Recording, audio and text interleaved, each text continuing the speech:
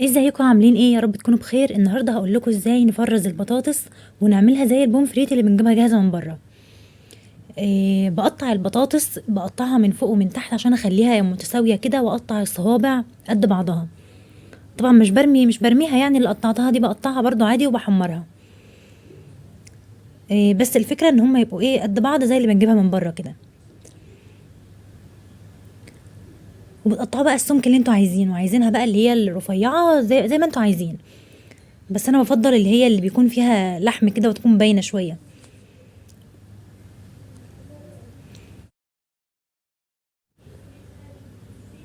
هقطعها بقى كلها بنفس الطريقة وهقول لكم بقى هنعمل فيها ايه.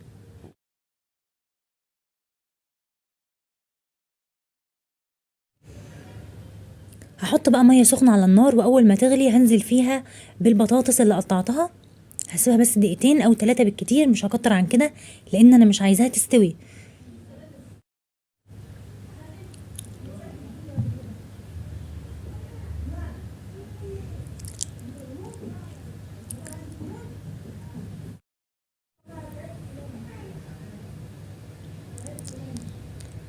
وبعد كده بعد ما اسيبها دقيقتين او 3 بحطها في مية تكون متلجة.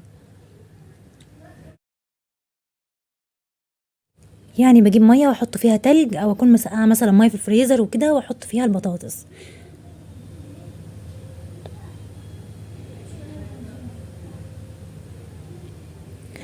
وبعد كده هاخد البطاطس بعد ما اسيبها في المية اللي هي بتلج دي، اسيبها شوية كده لغاية ما تروح منها السخونية وكده.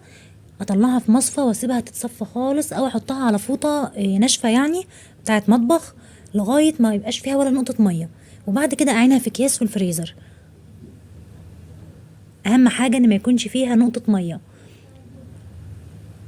وطبعا المهم يعني اهم حاجة برضو في الموضوع ان هي تكون بطاطس تحمير، ما تكونش بطاطس للطبخ وكده، علشان تبقى ناجحة معاكم، فاهمين؟